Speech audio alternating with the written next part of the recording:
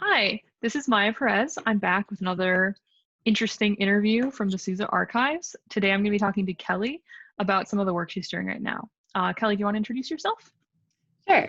My name is Kelly McQueen. I'm a PhD candidate in musicology and medieval studies at the University of Illinois. That's great. And do you want to share what you're working on at Sousa right now for us? Yes. Currently, I'm working on the university band's digitization project, which involves recordings from the 1940s through the 1980s that are being sent to the preservation department in the library system here. And they digitize those recordings of the university band and then send us back the audio files. And then when I get the audio files, I get to play around with sampling them. So I used a software program called Audacity to take a little bit of the beginning of the clip. And then I link those audio samples to our finding aid in the online catalog so people can listen to a snippet of the recording and see if they want to listen to all of it.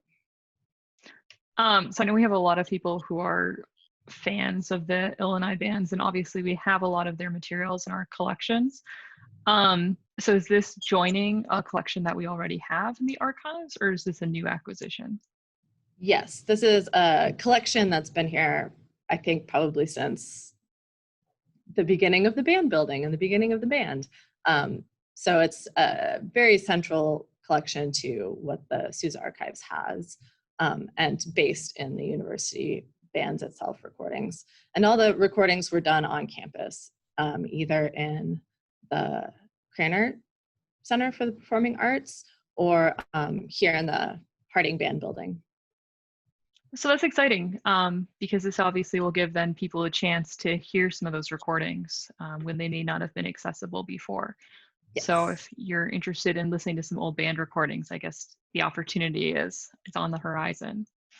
Yeah, and there's a big selection of different pieces. There's like classical stuff like Wagner's Prelude to Tristan and Isolde or Mussorgsky's Pictures at Exhibition.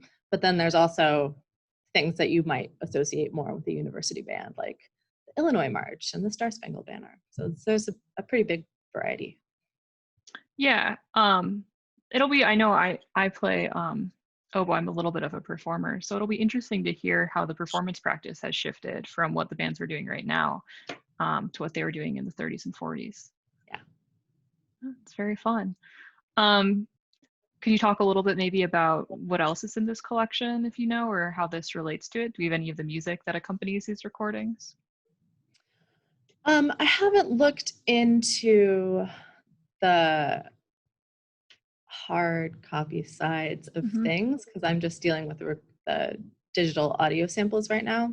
But I'm sure there's sheet music that's attached to the recordings that are preserved, and maybe not this particular collection because this is specifically labeled tapes and recordings. But we also have a university band collection that is papers and sheet music. So it's probably there for the finding.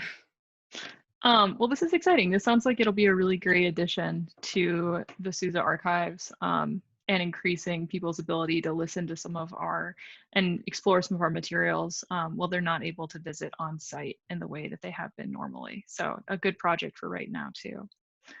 Do you have any favorite samples that you've heard or listened to so far? This morning I was listening to the Illinois March, which I wasn't really familiar with since that's not the area of music that I personally study. And that was actually a pretty fun recording.